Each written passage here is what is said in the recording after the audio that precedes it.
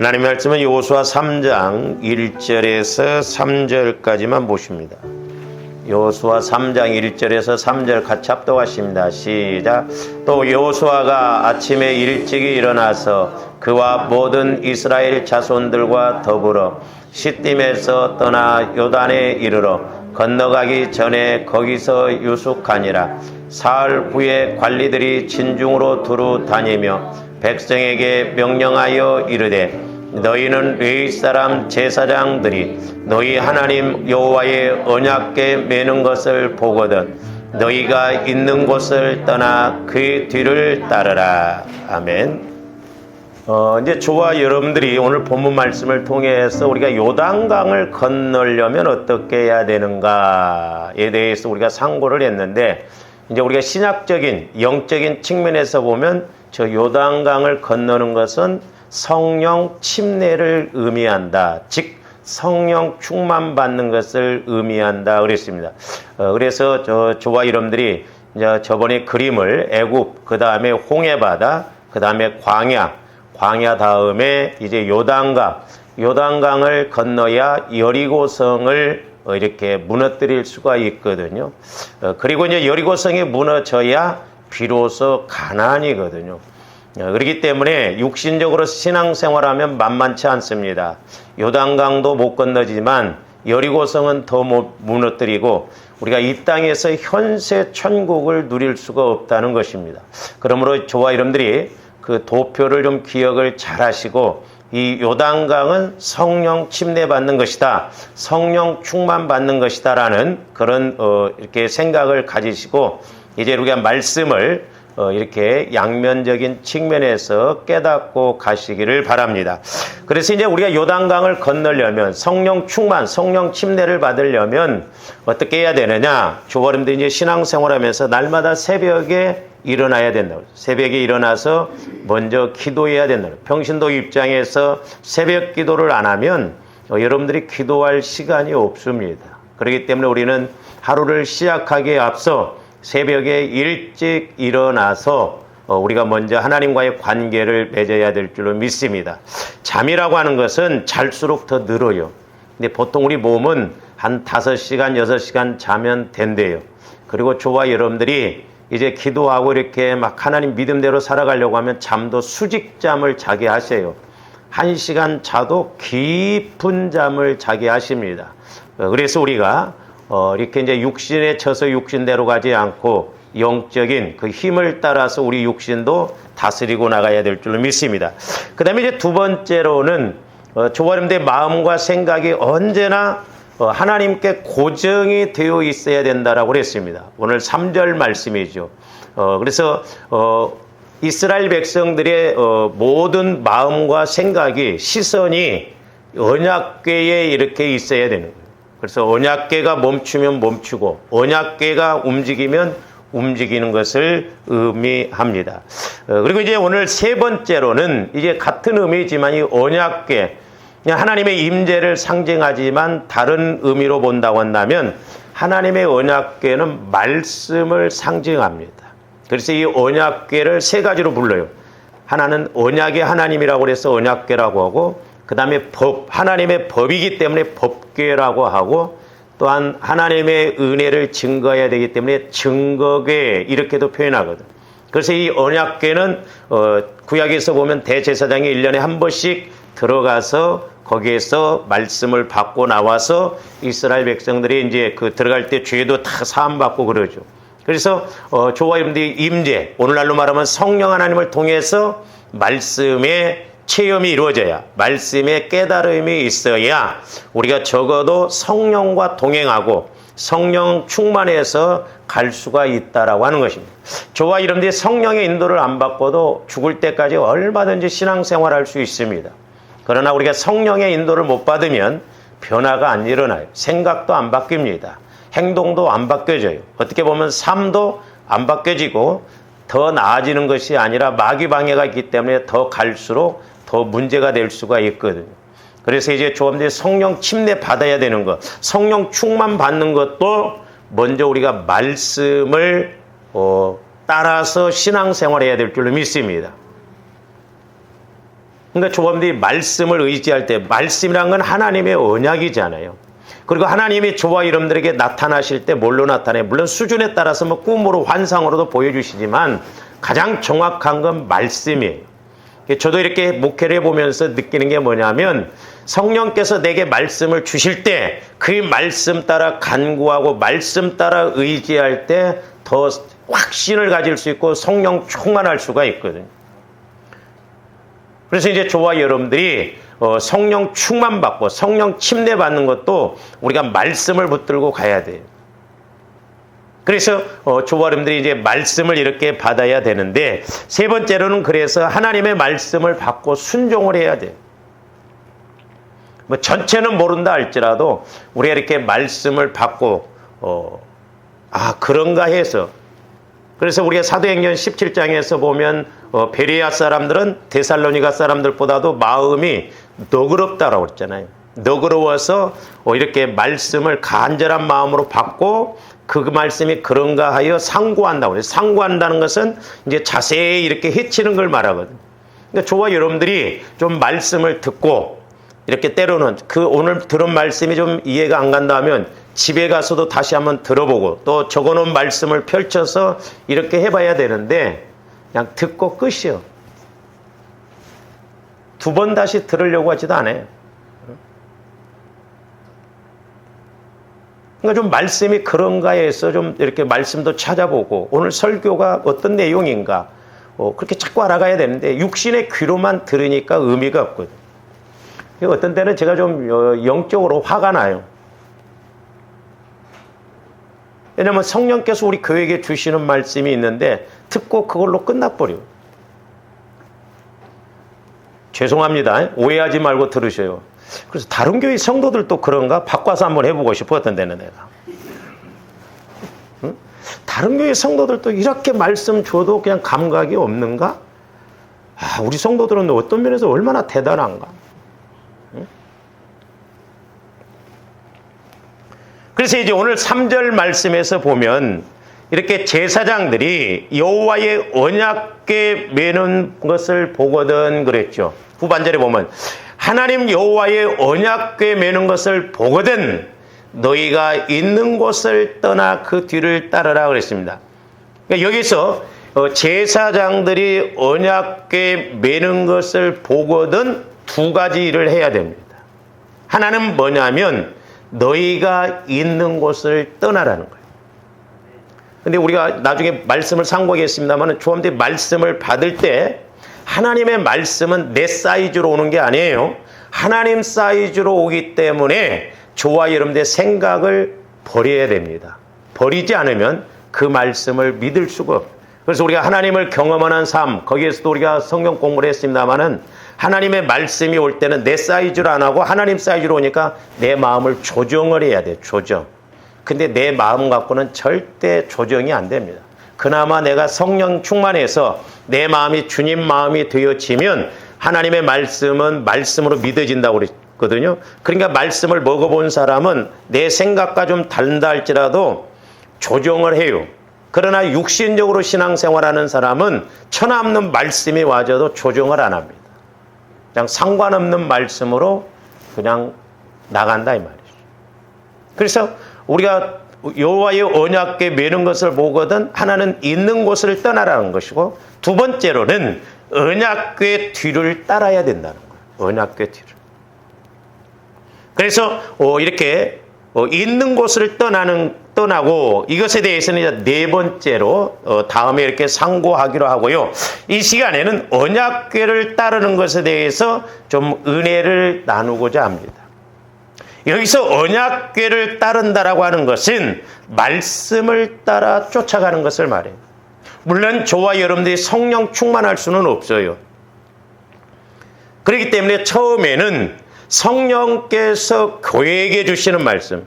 그래서 제가 이 말씀을 준비하면서 기도하면서 목회자가 참 중요하구나.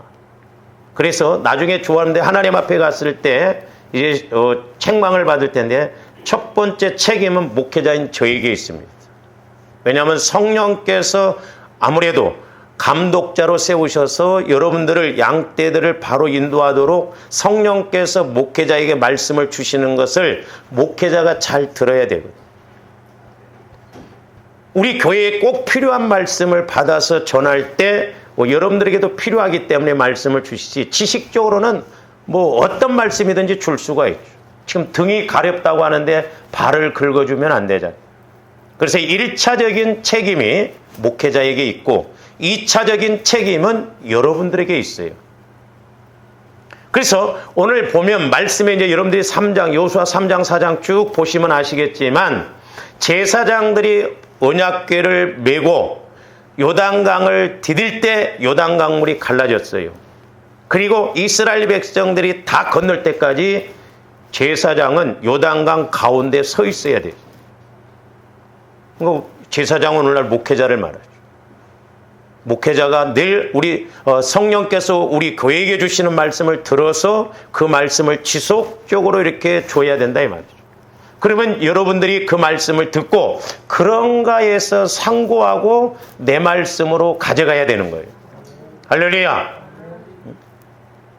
귀로 듣고 끝나라고 하는 말씀이 아니잖아요. 그래서 저와 여러분들이 말씀이라고 하는 것은 같이 깨달아야 돼요. 그래서 적어도 이제 여러분들이 성령 충만한 신앙은 어떻게 볼 수가 있냐. 처음부터 우리가 성령 충만할 수는 없지만 저도 언제 제일 보람을 느끼느냐, 또 언제 이렇게 좀 기쁨을 느끼느냐 하면 성령께서 저에게 주시는 말씀을 통해서 제가 여러분들에게 설교를 했는데 여러분들이 같은 맥락으로 깨닫고 같이 이렇게 고백이 되어질 때 그건 정확한 거잖아요. 제사장들이 법궤를 메고 이스라엘 백성들도 그 법궤에 따라서 지금 요단강을 건넌다 이 말이죠. 그러니까 같이 깨달아야 돼요. 신앙생활을 수십 년을 했는데도 목사님, 그때 목사님께서 우리 집에 오셔서 신방하셨을 때 말씀 주셨잖아요. 성령께서 주시는 것은 제가 잊어먹어 버립니다. 근데 그때도 기분이 좋더라고. 그때 목사님이 몇 년 전에 우리 교회에서 말씀을 주셨는데 그 말씀이 또 기억났습니다. 그걸 깨달았습니다. 이게 같이 가지는 거죠. 같이. 같이 깨달아져야 돼. 저 혼자만 깨닫고 끝나버리면 안 되고 여러분들만 깨닫고 끝나버리면 안 돼요. 같이 깨달아져야 될 줄로 믿습니다. 아, 내가 금요일날 기도하다가 이 말씀을 깨달았는데 하나님은 어떻게 또 정확하게 오늘 설교를 통해서, 이번 설교를 통해서 이렇게 또 말씀해 주시는구나. 이게 같이 가져야 되거든요. 그래야 이제 자꾸 불이 붙어서 교회가 성령 충만할 수 있고 하나 되어져서 갈 수가 있는 것이죠. 그리고 이제 깨달았으면 저와 여러분들이 깨달은 말씀에 따라서 순종을 해야 돼요. 순종. 그렇잖아요. 제사장들이 법궤를 메고 지금 요단강을 건널 때 백성들도 건너야지, 아, 우리는 무서워서 못 건너겠다. 듣고 끝나버리면 아무런 의미가 없어요. 근데 하나님께서는 제가 이렇게 목회를 해보면서 느끼는 게 뭐냐면 때와 기회를 주시더라고요. 그러니까 저분들이 때와 기회를 놓치면 안 됩니다. 세상에서도 그렇잖아요. 인생에 있어서 3번 기회가 온다. 그건 세상 말이고. 근데 물론 하나님도 마찬가지예요. 저분들에게 날이면 날마다 오시는 하나님 아니셔요. 저분들이 듣고 깨달아야 될 줄로 믿습니다. 그래서 우리 교회에게, 나에게 주시는 말씀이 이렇게 영적으로 이런 의미구나 하고 이렇게 우리가 나가야 될 줄로 믿습니다. 그래서 이스라엘 백성들이 요단강을 건너 가나안 땅에 들어가기 위해서는 반드시 언약궤의 뒤, 즉 말씀을 쫓아가야 했습니다. 오늘날도 저와 성령 충만 받는 것, 성령 침례 받는 것, 말씀을 붙들고 간구해야 더 빨리 성령 충만 받고 은혜 받을 줄로 믿습니다. 저도 이런 면에서 요즘 이제 회개를 많이 하거든요. 그렇게 성령께서 우리 교회에 말씀을 많이 주셨는데 이렇게 잊어먹어버려. 그래서 며칠 전에도 이렇게 기도할 때 성령께서 그걸 조명해 주시더라고요. 우리 교회가 여기 이사 올 때 말씀을 받았거든요. 돈 달라고 하지 않았거든요. 제가 그래서 여러분들에게도 돈 달라고 이렇게 기도하지 말고 예레미야 33장 2절 3절 말씀. 이를 행하시는 여호와, 그걸 지어 성취하시는 여호와, 그 이름이 여호와라는 자가 이르노라. 너는 내게 부르짖으라. 그리하면 내가 응답하겠고 크고 은밀한 비밀한 일을 보여주신다고 그래요. 저는 그 말씀을 다 은밀한 것까지도 다 이렇게 받았다고 봅니다. 왜냐하면 하나님의 비밀은 그리스도고 그리스도의 비밀은 내 안에 계신 예수님이 비밀이라. 구원의 새 과정을 통해서 우리가 은혜 받는 것을 그게 비밀이거든. 그걸 깨닫게 해주셨고. 그 말씀이 또 이렇게 다시 생각나면서 그동안 또 그 말씀을 통해서 그 말씀이 디딤돌이다. 그것이 이렇게 또 은혜다. 여러 가지로 이렇게 깨닫게 해주셨거든. 그렇구나. 이런 말씀들을 붙들고 계속 더 기도해야 되는데 어떻게 보면 우리는 날마다 새제비구나. 듣고 끝나버리고 듣고 끝나버리고 그런다 이 말이죠. 그래서 저와 여러분들이 가나안 땅에 들어갈 뿐만 아니라 여리고 성도 무너뜨리기 위해서는 이 요단강을 꼭 통과를 해야 됩니다. 그래서 요단강을 건너려면 말씀을 쫓아가야 했습니다. 왜냐하면 이스라엘 백성들이 건너야 할 요단강은 하나님께서 반드시 갈라주셔야만이 건널 수 있는 강이기 때문에 그랬다 이 말이죠. 오늘날 조감되었던 문제나 어려움도 하나님이 반드시 해결해 주셔야 되지 내 힘 갖고는 안 돼요.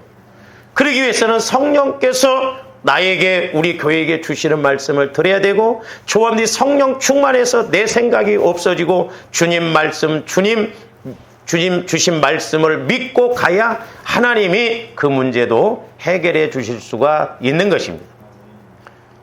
따라서 하나님께서는 하나님 임재의 상징인 언약궤를 맨 제사장들로 하여금 이스라엘 백성들을 앞서가게 하시고 백성들로 그 뒤를 쫓게 하신 것입니다. 이때 이스라엘 백성들이 요단강을 건너는 은혜를 체험했습니다. 다시 말씀드리면 신학적인 측면에서 본다면 120문도가 마가다락방에서 성령을 충만히 받는 성령 침례를 하는 경험을 해야 됩니다. 그래서 조원님들이 늘 사모하는 마음이 있어야 돼요. 사모하는 마음. 오늘 또 하나님께서 나에게 주실 말씀이 뭔가 자꾸 기대를 걸고 마음을 집중을 해서 그렇게 해야 됩니다. 저도 그래서 때로는 이렇게 이제 설교를 오늘 설교도 이렇게 준비하고 또 아침에 기도하다 보면 또 내용이 깨달아지거든요. 그러면 이게 다 적었던 것을 다시 해야 하거든요. 이렇게. 그래서 때로는 이런 종이가 아까워요. 그렇지만 이 종이가 두꺼워질수록 저는 기분이 좋죠. 왜? 성령께서 또 말씀을 새로 주시니까 거기에 덧붙이고 그러고.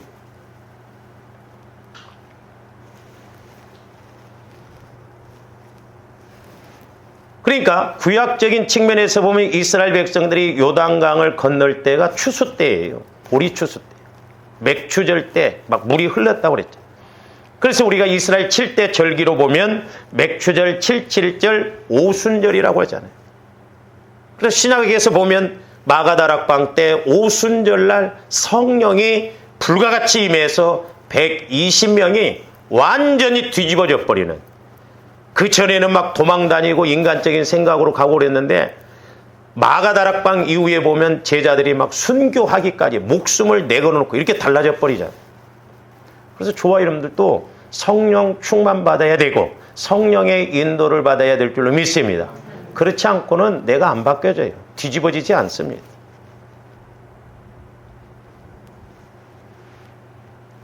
그래서 이렇게 우리가 이스라엘 백성들이 요단강을 건너기 전에 행해야 할 것과 또한 신약에 와서 제자들이 예수님께서 약속하신 그 성령을 받는 것을 준비하는 것도 똑같아요. 보면 영적 의미가 똑같습니다. 그래서 조함들이 구약을 보면서 신약의 말씀이 체험되어지고 그래서 이 의미구나 이런 것을 알아야 될 줄로 믿습니다. 그래서 우리가 신약에 와서 제자들이 마가다락방에서 성령 침례를 받는 것을 보면 오늘 본문 말씀과 같은 의미의 말씀이에요. 성령 침례 받기 전에 그들이 먼저 해야 할 일이 있었죠. 자, 사도행전 2장 1절에서 4절 봅니다. 오순절 날이 이미 이름에 그들이 다 같이 한 곳에 모였더니 호련히 하늘로부터 급하고 강한 바람 같은 소리가 있어 그들이 앉은 온 집에 가득하여 그랬죠. 계속 봅니다. 마치 불의 혀처럼 갈라지는 것들이 그들에게 보여 각 사람 위에 하나씩 임하여 있더니 그랬어요. 그러니까 저와 여러분들이 이렇게 성령께서 기름 부어주시고 성령 침례 받을 때 벌써 다릅니다. 그러니까 뭐 금요일 날 같은 때 이런 때 새벽 기도 때 이런 때도 여러분들이 그냥 기도가 안 될 때는 꼭 물에 들어갔다 나온 사람들처럼 젖어 있어갖고 아무런 감각이 없어요. 그러나 성령의 인도를 받으면 발짝발짝 뜁니다. 막 살아있어가지고 내 마음에도 막 뜨거움이 임하면서 막 생각이 달라지고 회개가 나타나고 그러거든요. 아무런 반응이 없다고 한다면 그 문제예요. 오늘따라 이렇게 기도가 안 끝난다냐? 이렇게 길다냐 오늘따라? 저도 이해는 해요, 여러분들. 그러나 어떻게 해요? 이 땅에서 어쨌든 성령의 인도를 받아야 이 땅에서도 우리가 하나님의 은혜를 받고 하나님 앞에 가서도 상급을 받을 수 있는 거예요. 각 사람 위에 하나씩 임하여 앉았다는 거예요. 임하 각 사람이. 그러니까 막 각자 막 불이 붙는 거예요. 그래서 이렇게 모닥불이 막 불타는 것처럼 좀 그런 은혜가 있어야 될 줄로 믿습니다. 그 다음에 그들이 다 성령의 충만함을 받고 그랬잖아요. 저기서는 성령의 충만함을 받고 그랬어요.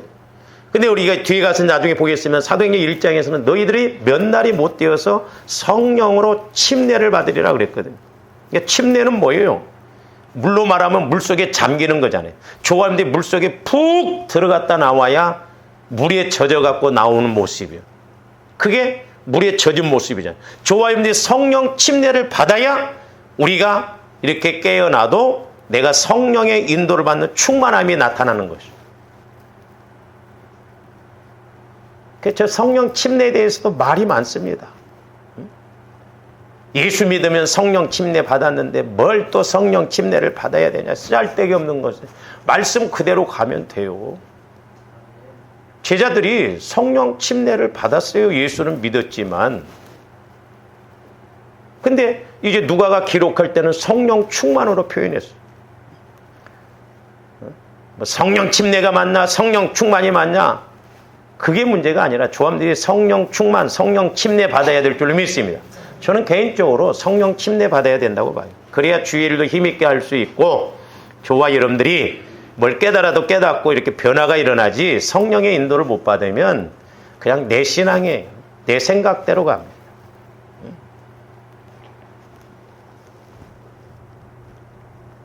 그러면 이들이 그저 기도만 하다가 성령 충만을 받았습니까?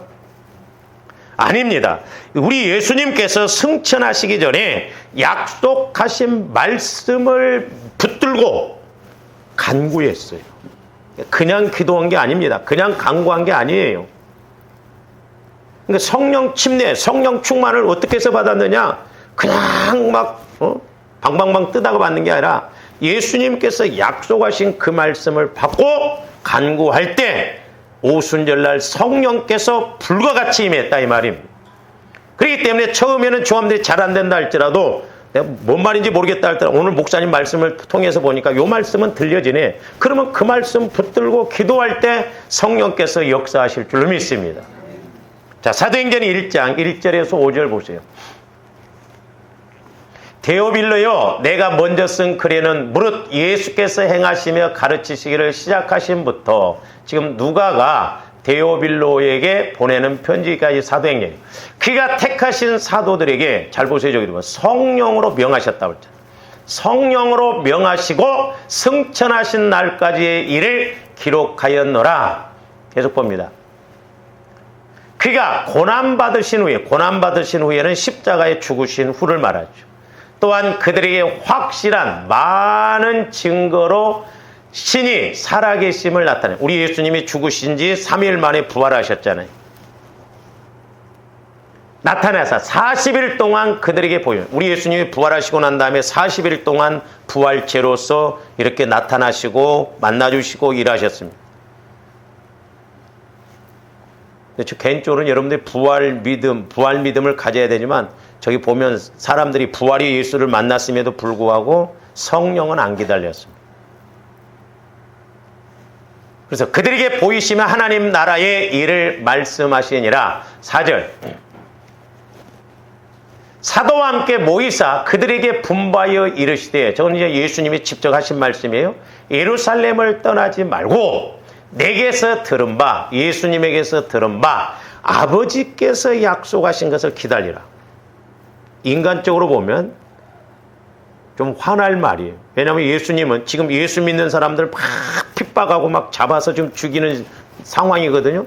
그러니까 지금 마가다락방에서 숨어서 막 이렇게 있거든. 문을 잠가놓고. 근데 야, 나는 이제 내가 왔던 대로 간다. 해? 그리고 너희들 성령을 기다려라. 아버지께서 약속하니. 뭐야 이게 예수님이 돼가지고. 자기는 갚버리고. 뭐 이렇게 지금 막 핍박이 오고 막 잡아 죽이러 오고 그러는데 성령을 기다리라고? 얼마든지 흩어질 수가 있거든. 그러니까 120명은 제 개인적으로는 저 사람들은 성령 안 받아도 신앙생활 잘할 사람들이야. 왜? 지금 위험한 가운데서도 막 이렇게. 그래서 우리 성품, 마음 자세가 중요한 거야. 약속하신 성령을 기다리라는 거야. 그래서 5절. 요한은 물로 침례를 베풀었으나 너희는 몇 날이 못돼요. 이제 예수님이 40일 동안 계시다가 승천하셨거든요. 그러고 나서 열흘 후에 성령이 임했어. 50일째 되던 날. 오순절날. 몇 날이 못되어서 성령으로 침례를 받으리라고 그랬거든요. 예수님이 직접 너희들이 몇 날이 못되면 성령으로 침례를 받으리라. 그래서 120명은 흩어지지 않고 그냥 가버리지 않고 예수님께서 약속하신 그 말씀을 가지고 마가다락방에서 막 강구했거든요. 저 때는 성령이 아직 임하기 전이에요. 어떻게 보면 막연하잖아요. 뭐 기다리라고?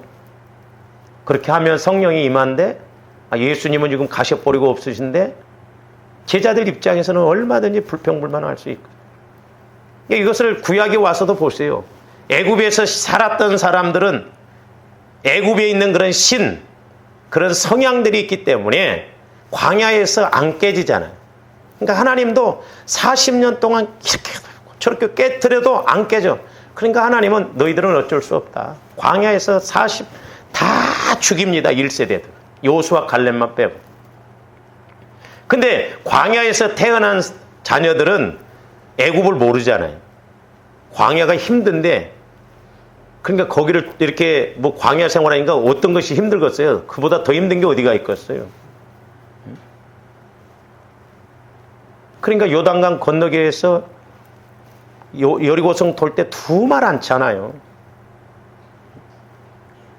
그래서 조합님 성령 침례를 받아서 내가 완전히 죽어져야, 내가 없어져야, 내 마음이 주님 마음이 되어져야 성령께서 하나님께서 성령을 통해서 주신 말씀이 그나마 말씀으로 믿어지고 깨달아집니다.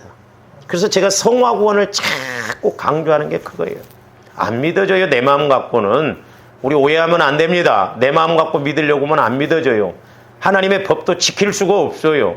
주님 마음이래야, 그리고 성령의 인도를 받아야 말씀이 말씀으로 깨달아지고 믿어지는 것입니다.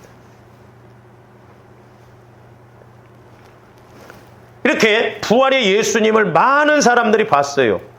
그리고 기다리라고 함에도 불구하고 그 말씀을 믿고 끝까지 간구했던 사람들은 120명밖에 안 됐어요. 자, 고린도전서 15장 3절에서 8절도 봅니다. 많은 사람들이 부활이 내가 받은 것을 먼저 너희에게 전하였노니 이는 성경대로 그리스도께서 우리 죄를 위하여 죽으시고 장사 지낸 바 되셨다가 성경대로 사흘 만에 다시 살아나사 부활의 예수님 말씀대로 그대로 살아나셨어요. 그리고 5절 게바 베드로에게도 보이시고 후에 12 제자에게와 그 다음에 계속 봅니다. 그 후에 500여 형제에게 일시에 보이셨나니 그 중에 지금까지 대다수는 살아있고 어떤 사람들은 그러니까 이 부활하신 예수님을 육신적으로 직접 본 사람들이 제자들뿐만 아니라 500여 명이 봤다는 거예요. 근데 그들 중에 어떤 사람들은 살아있지만 어떤 사람들은 죽었다. 잠들어 있다 그래요. 근데 그 후에 야고보에게 보이셨으며 그 후에 모든 사도에게와 8절 맨 나중에 만삭되지 못하여 난 자 같은 내게도 사도 바울에게도 부활의 예수님을 만나게 해주셨습니다. 다메섹 도상에서 예수 믿는 사람을 죽이러 가려고 했는데 그때 음성이 들잖아. 사울아 사울아 어찌하여 네가 나를 핍박하느냐. 사울이 예수님을 직접 핍박 안 했어요. 교회를 핍박하는 것이 예수님을 핍박하는 주여 뉘시니까 네가 핍박하는 예수다. 그때 깨지죠. 부활의 예수를 만난. 그래서 그가 3년 동안 이렇게 성령 하나님을 통해서 주님과 교제하고 난 후에 이렇게 쓰임받는 것을 볼 수가 있어요. 그러니까 부활의 예수를 500여 명이 봤다 이 말이죠. 근데 성령을 기다리라 그 말씀에 순종한 사람들은 120명밖에 안 되었어요. 오늘날도 저와 여러분들이 부활의 예수님을 만날 수 있습니다. 그러나 우리가 부활의 예수님 만나는 것으로만 끝나면 안 돼요. 예수 죽음 내 죽음이 되고 예수 부활 내 부활이 돼서 성령의 인도를 받아야 될 줄로 믿습니다. 그래야 우리가 확실하게 믿고 갈 수가 있어요.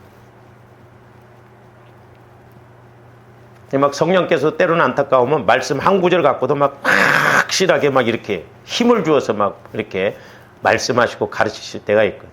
그러니까 조금 더 성령의 인도를 받아야 돼요. 제가 옛날에도 기도할 때 성령께서는 뭐냐면 엎어져도 넘어져도 만날 수밖에 없는 분이 예수님인데 완벽하게 이렇게 세트로 다 해서 예수 만날 수밖에 없는데 너희들이 나를 몰랐다? 이스라엘 백성들보다 더 악하다는 거예요.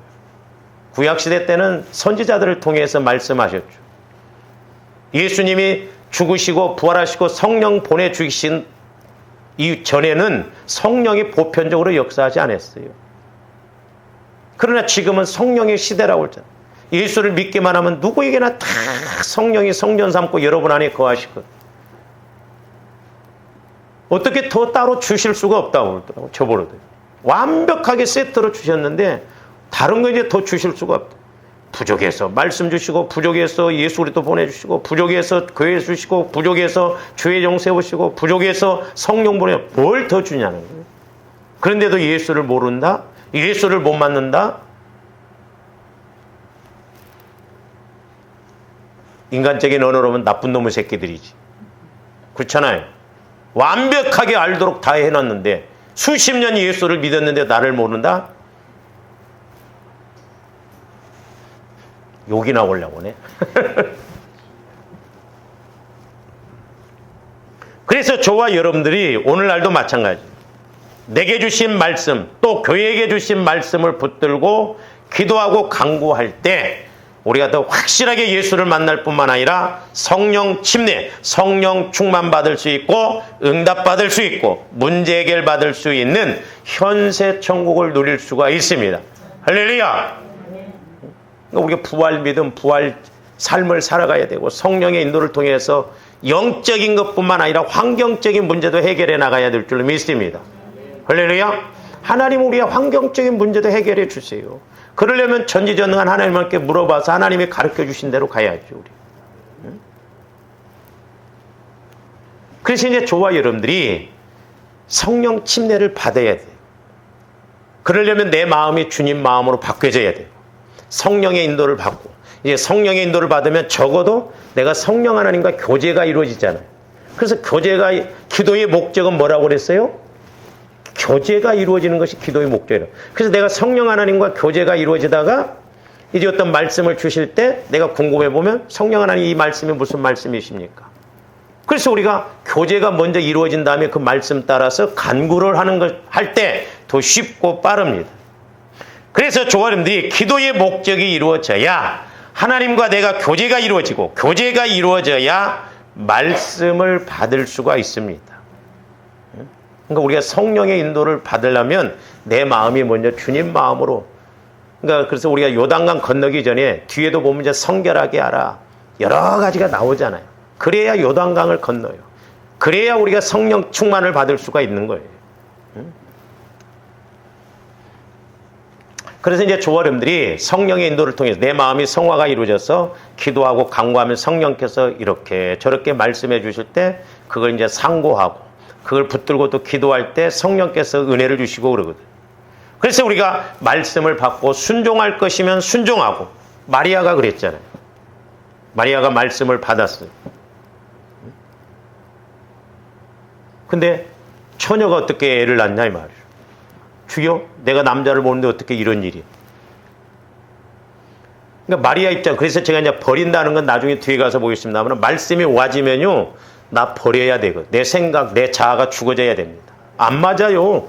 마리아가 만약에 아멘하고 순종하면, 처녀가 임신하면 돌에 맞아 죽어야 되고, 그 부모님과 그 모든 가족들은 그 사회에서 버림받아야 돼요. 그걸 몰랐던 마리아가 했어요? 알거든요. 그러니까 처음에 당황하잖아요. 근데 이제 저와 여러분들이, 그러니까 하나님도 얼마나 또 마리아가 믿어졌으면, 나이가 오늘날로 말하면 16, 17살이에요. 고등학교 뭐 1, 2학년 수준이에요. 근데도 얼마나 하나님이 믿어졌으면 마리아에 가서 그런 부탁을 했을까.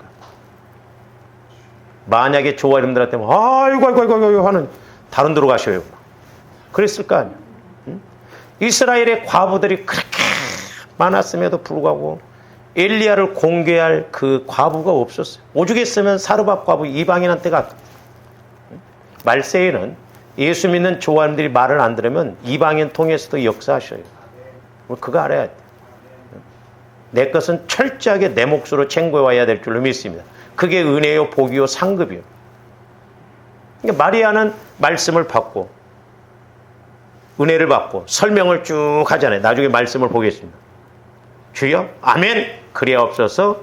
주의 계집종이오니 말씀대로 내게 이루어지리이다. 쉽게 말하면 그 이제 계집종이라는 게 뚫레라는 말이에요. 그냥 쉽게 표현한다면, 주님, 나는 애기 낳는 기계이오니 마음대로 주님이 쓰세요, 그 말이에요. 돌에 맞아 죽어야 할 상황에 그런 고백을 한다 이 말이죠. 그게 인간적으로 할 수가 있냐.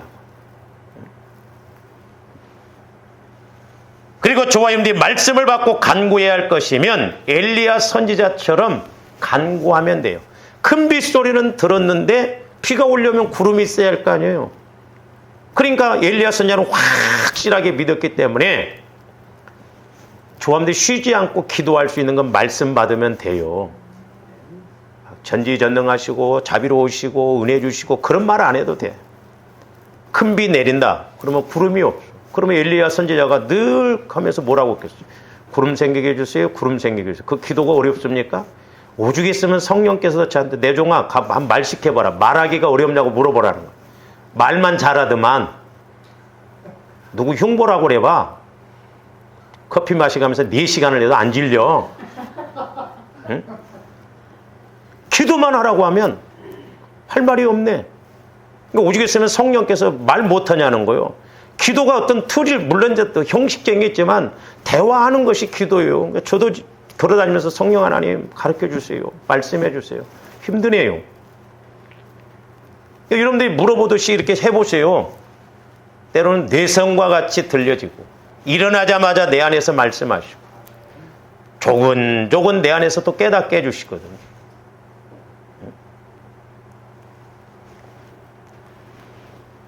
그런데 성경에 보면 이 기도와 간구를 잘 제대로 알고 가는 사람이 물론 다윗도 있고 여러 사람이 있습니다만은 그 중에 대표적인 사람이 저는 솔로몬 왕으로 봅니다.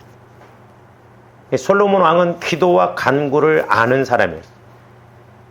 저와 여러분들이 오늘 열왕기상 8장을 한번 찾아보세요. 일부러 이건 안 띄웠어요.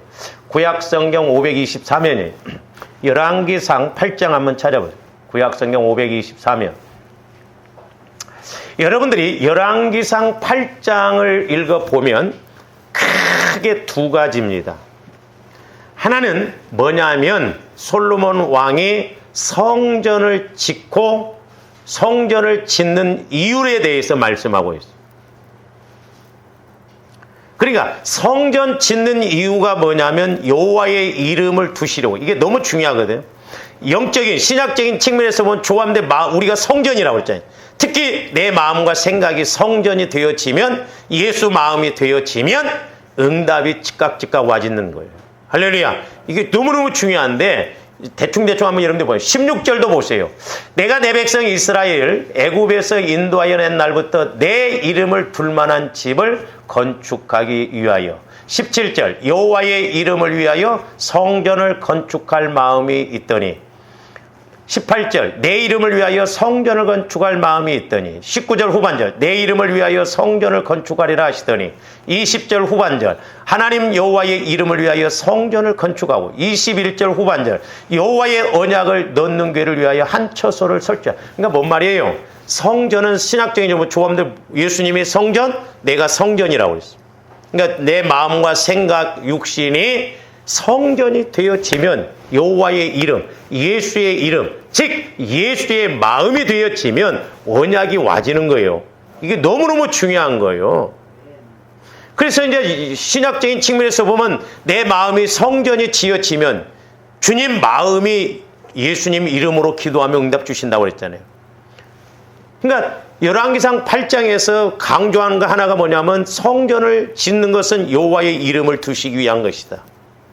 그리고 이제 솔로몬 왕이 이렇게 성전을 건축해놓고 기도한 내용이 나오는데 계속해서 뭘 말하냐면 반복적으로 말하는 내용이 기도와 간구를 말하고 있는데 열왕기상 8장 28절 보세요. 그러나 내 하나님 여호와여 주의 종의 기도와 간구를 돌아보시며. 30절 주의 종과 주의 백성 이스라엘이 이곳을 향하여 기도할 때 주는 그 간구함을 들으시고. 그 다음에 43절 주는 계신 곳 하늘에서 들으시고. 그 다음에 45절 주는 하늘에서 그들의 기도와 간구를 들으시고. 49절 그들의 기도와 간구를 들으시고. 54절 솔로몬이 무릎을 꿇고 손을 펴서 하늘을 향하여 이 기도와 간구로 여호와께 아뢰기를 마치고 여호와의 제단 앞에서 일어나. 그러니까 솔로몬 왕이 두 번째로 열왕기상에서 강조하면 기도와 간구를 하거든. 내가 기도와 간구를 하거든. 저와 여러분들이 기도의 목적, 간구의 목적을 확실하게 알아야 될 줄로 믿습니다. 그러려면 조합들이 주님 마음이 이루어져. 그러니까 우리 한국교회가 주님 마음, 성화된 마음을 통해서 기도의 목적은 교제다. 이게 이루어져야 되는데 사람들이 이걸 몰라요. 그냥 간구 기도만 합니다. 그러니까 신앙생활 40년, 50년을 해도 여전히 육신적인 거 복 주세요, 복 주세요. 언제까지 우리가 하나님 울고 먹다 끝날랍니까? 하나님은 우리에게 무조건 복만 주시는 하나님이에요? 아니에요. 조합들 상급받아야 할 거 아닙니까? 그러니까 신앙생활을 오래 할수록 응답을 못 받아. 그렇고 한다는 소리가 나도 옛날에 한때 열심히 해봤어. 말이나 하지 말지. 입을 그냥 꼬매야. 알고 열심히 하면 그렇게 되냐 이 말이죠. 기도와 간구가 이루어져야 돼요. 그랬을 때 열왕기상 9장 3절 한번 봅니다. 하나님께서 응답을 하세요. 여호와께서 그에게 이르시되, 저기도 보면 내 기도와 네가 내 앞에서 간구한 바를 내가 들었으니 그랬어요. 솔로몬 왕이 기도한 것과 간구한 것을 하나님이 들으셨다는 거예요. 그러면서 나는 네가 건축한 이 성전을 거룩하게 구별하여 내 이름을 영원히 그곳에 두며 내 눈길과 내 마음에 항상, 구약적인 측면에서 보면 하나님의 눈길이 어디가 있어요? 성전에 있어. 항상 떠나지 않아요. 오늘날 하나님의 눈길은 어디에 있어요? 저와 여러분들에게 있습니다. 내 마음이 주님 마음이 될 때 내 마음이 아니라 주님 마음, 아들이잖아요. 그러니까 주님 마음이 되어질 때 하나님은 주님 마음에다가 불꽃 같은 눈동자로 보고 계시고 말씀하셔요. 그러니까 우리가 성전을 이루는 것이 너무너무 복된 것이거든요. 그런데 여러분들이 이제 집에 가서 찾아보세요. 저기 보면 하나님께서, 여호와께서 내 기도와 그랬는데, 여러분들이 열왕기상 8장 22절에서 30절까지 보면 솔로몬 왕이 기도한 내용이 나와요. 저기서는 별로 간구 안 합니다. 하나님께서 내 아버지에게 이렇게 말씀하셨지 않습니까? 기도를 하는 거요. 깨달은 걸, 말씀 받은 걸 하나님께서 이렇게 하셨지 않습니까? 하나님께서 이렇게 하셨지 않습니까? 그래서 열왕기상 8장 22절에서 30절까지는 솔로몬이 기도한 내용이고, 그 다음에 31절부터 53절까지는 하나님, 백성이 죄를 짓고 성전에 와서 하거든 좀 이렇게 해서 간구 기도가 나와요. 그러니까 조함들의 기도와 간구를 하나님이 다 받으시는 그런 기도 생활이 돼야 될 줄로 믿습니다. 그래서 기도의 목적이 너무너무 중요한 것이다. 기도의 목적이 안 이루어지면 100% 종교 생활입니다.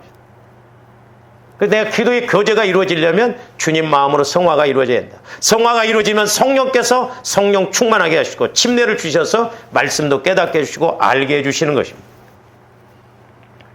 그래서 솔로몬 왕은 열왕기상 그 성경원적으로 반복 기도와 간구를 하거든, 기도와 간구를 하거든, 기도와 간구를 하거든. 그러니까 조함들이 교제가 이루어지고 또 간구하고 교제가 이루어지고 간구가 이루어지고 그러면 뭐가 안 돼도요 그렇게 신앙생활 할 맛이 납니다. 그리고 하나님은 이렇게 끝납니까? 아니에요. 때가 되면 다 응답해 주셔요. 이것을 또한 잘했던 사람이 엘리야 선지자예요. 엘리야 선지자. 열왕기상 17장 1절 봅니다. 길르앗에 우거하는 자 중에 디셉 사람 엘리야가 아합에게 말하되 내가 섬기는 이스라엘의 하나님 여호와께서 살아계심을 두고 맹세하노니 내 말이 없으면 수년 동안 비도 이슬도 있지 않. 그러면 엘리야 선지자가 그냥 객기 부리는 거예요? 두고 봐. 내 말이 없으면 너희들 비 안 내려. 엘리야 선지자가 그냥 임으로 한 말이냐고요? 아니요. 엘리야 선지자는 이미 하나님으로부터 이스라엘 백성들이 우상 섬기고 그러니까 비가 안 내릴 것이라는 그런 말씀을 받았어요. 그리고 엘리야 선지자를 통해서 일하실 것을 믿었어요. 그러니까 엘리야가 말하지 않으면 하나님도 일하시지 않는다 이 말이에요. 조함들이 말씀 받는 게 무기요. 할렐루야. 막 누가 얄밉었던 말씀 받아. 나도 여러분들이 막 얄미우면 말씀 받아버려. 말씀 주세요. 두고 봐라. 좋은 말씀이면 괜찮은데 너 그러다 걸려. 조함들 한 치 앞도 못 내다보자. 엘리야 선지자는 확실하게 성령과 교제가 있어요. 왜냐? 자, 열왕기상 18장 1절도 보세요. 제가 처음에 목회하고 이렇게 하면서 기도의 목적을 가르쳐 줄 때 엘리야 선지자를 먼저 이렇게 가르쳐 주시더라고요. 저 열왕기상 18장을 보니까 너무 막 충격인 거예요. 엘리야 선지자가 막 임으로 강구한 것이 아니고 말씀을 먼저 봐요. 저기도 보세요. 많은 날이 지나고 제3년에 여호와의 말씀이 엘리야에게 임하여 말씀이 엘리야에게 임했다는 거예요. 너는 가서 아합에게 보이라. 내가 비를 지면에 내리라.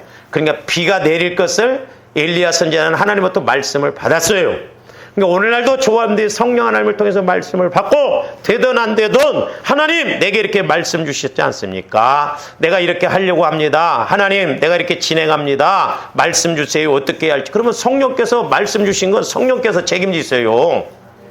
그러니까 우리가 말씀을 붙드는 거, 말씀을 받는 거 최고의 무기요, 최고의 응답이요. 그래서 정확한 표현은 뭐냐? 말씀으로 응답받고 해결되어지는 것은 말씀 응답의 열매예요. 그러니까 조함들이 어려울수록 말씀 응답받아야 돼요.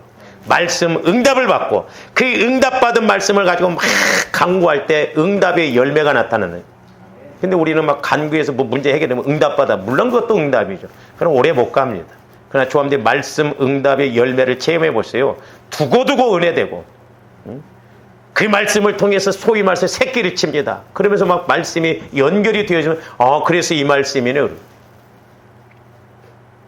그래서 야고보서도 엘리야 선지자를 이렇게 인용하면서 말씀을 했는데 야고보서 5장 15절에서 18절 봅니다. 믿음의 기도는 자 보세요. 믿음이 어떻게 나와? 믿음은 들음에서 나오고 들음은 그리스도의 말씀으로 말미암는다고 그랬어요. 그러니까 조함들이 말씀을 들어야 믿음이 생깁니다. 할렐루야. 그렇잖아요? 그러니까 말씀을 받고 기도하는 거예요. 교제가 이루어지는. 하나님 나에게 이렇게 말씀 주셨지 않습니까? 내가 믿습니다. 이렇게 합니다. 그래서 믿음의 기도는 병든 자를 구원한다. 병든 자. 병이 들었을지라도 네 질병에서 떠나갈지어다. 나음을 입을지어다. 말씀이 임하면 확실하게 기도하면 나음이 이루어진다니까요. 나중에 이제 우리가 그 수요일 날 이제 간구 이렇게 시인 선포 명령 감사기도 거기에 대해서 이제 우리가 상고를 할 거예요. 주께서 그를 일으키시라. 혹시 죄를 범하였을지라도 잘 보세요. 조합대 교제가 이루어지지 않으면 내가 뭔 죄가 있는지도 몰라요. 내 안에 문제가 뭔가도 모른다니까요. 그러니까 성령 하나님을 통해서 내가 어떤 병이 걸렸어. 근데 어떤 죄의 문제예요. 그러니까 똑같이 병 들었다 할지라도 원인은 다 다를 수가 있어. 그러니까 성령으로부터 조명을 받으니까 원인은 내가 회개를 안 해서 그렇구나. 내가 이렇게 신앙생활을 이렇게 헌신하고 그랬는데 내가 다 떼먹고 도둑질했구나. 깨달아지는 거요. 그러니까 성령을 통해서 원인을 알고 성령께서 가르쳐 주심으로 이제 우리가 간구하는 거예요. 하나님, 그때 성령께서 내게 감동을 주셨는데 내가 이렇게 환경이 어렵다고 해서 힘들다고 해서 그냥 무시해버렸습니다. 소멸시켰습니다. 회개합니다. 가르쳐 주실 때는 해결해 주시려고 하거든요. 근데 우리는 귀로만 듣고 다 끝나버리니까 하나님이 어떻게 일을 하시냐고. 도둑질도 손발이 맞아야지. 그러니까 하나님 따로 나 따로. 그래서 16절 보죠. 그러므로 너희 죄를 서로 고백하며. 제가 저 말씀 갖고도 이제 누가복음 22장 17절에 보면 예수님이 잔은 2번 돌렸다고 그랬어요. 한 번은 죄의 문제를 해결하는 거예요. 식사하고 난 다음에 두 번째 잔은 기름 붓는 것. 성령의 기름 부은 것. 그러니까 보혈을 자꾸 이제서 회개하면 그 다음 파스가 뭐예요? 성령의 기름 부으심이에요. 그래서 죄를 서로 고하라는 거예요. 나누라는 거예요. 회개하라는 거예요. 그건 예수님이 만찬장에서 첫 번째 잔을 돌리는 의미예요. 그러면서 고백하며 병이 낫기를 위하여 서로 기도하라. 의인의 간구는 역사. 그러니까 막 내가 회개하고 하나님 잘못했습니다. 내가 이렇게 병든 거 이런 문제가 있었습니다. 간구하고 그런 믿음을 통해서 의인이 뭐요? 내가 말씀을 바꾸고 말씀을 믿고 간구할 때 하나님이 역사하신다 이 말입니다. 저도 해보니까 다른 거 없더라고요. 내 마음 성전을 이루어가는 거. 이게 핵심이요. 내 마음의 성전이 이루어져야 성령께서 말씀 주시고 말씀 주셔야 또 뭔가 이렇게 하고 그러지 않아요.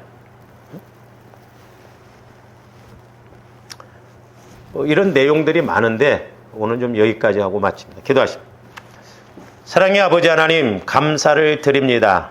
이제 솔로몬 왕이 성전을 짓는 목적은 이제 여호와의 이름을 두려고 성전을 건축함을 보게 됩니다. 이제 신약적인 측면에서 보면 예수님이 성전이요. 우리가 성전이라고 그랬는데 성전된 예수님 마음이 내 마음이 되어져야 아버지 하나님 예수님 마음이 천국 열쇠요. 기도의 아버지 하나님 핵심임을 보게 됩니다.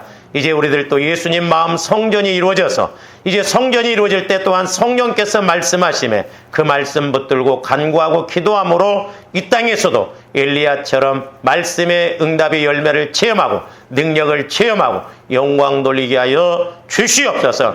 그래서 우리가 육신을 입고 있을 때 막연한 신앙생활 되지 않고 날마다 신앙 고백이 이루어지고 하나님 뜻대로 하나님 사명대로 아버지 하나님 쓰임받고 은혜받게 하여 주시옵소서. 감사를 드리며 예수 그리스도 이름으로 기도하옵나이다. 아멘.